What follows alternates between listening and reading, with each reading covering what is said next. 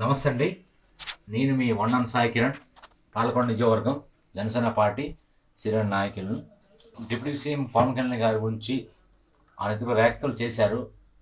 ఏంటంటే బెదిరింపు కాళ్ళు.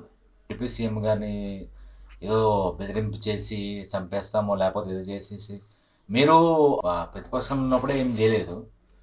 మా ప్రభుత్వం మాకు వచ్చింది, కూటమి ప్రభుత్వం. ఈరోజు ఆయన పనితనము చాలా బాగుంది. నీట్గా ఈ కూటమి ప్రభుత్వంలో పనితనం చాలా అందరు ప్రజలు హర్షిస్తున్నారు.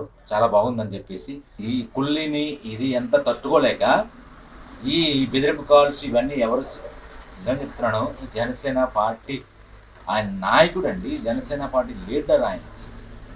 ఈరోజు ఆంధ్రప్రదేశ్కి డిప్యూటీ సీఎం ఆయన. మీరు రాకముందే ఆయన ఎన్నో కాళ్ళు ఇవన్నీ పట్టించుకోలేదు. ఇప్పుడు మాకు ఏవి మీరు చేయలేరు, ఇంకోటి చూసుకోండి.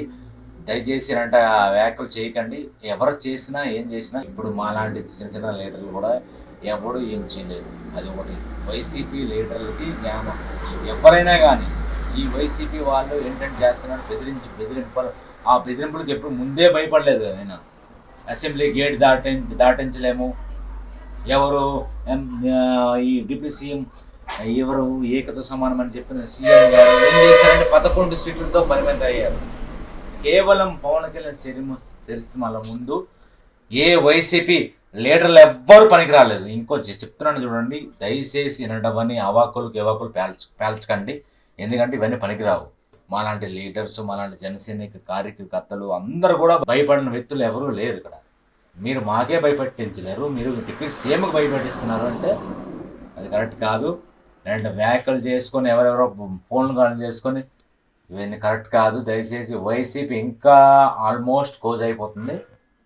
ఈ మన స్థానిక ఎలక్షన్లో కూడా పోటీ చేసిన లీడర్లు కూడా లేరు వైసీపీకి. స్థానిక ఎలక్షన్లో పోటీ చేసిన లీడర్లు కూడా లేరు. ఎందుకంటే అందరూ జనసేనకు టీడీపీకి వచ్చేయాలని చూస్తున్నారు. మీరు దయచేసి ఎమ్మెల్యే పోటీ చేసిన ఎమ్మెల్యేకి ఇప్పుడు కనిపించట్లేదు, ఎమ్మెల్యే కనిపించట్లేదు, ఎవరు కనిపించట్లేదు.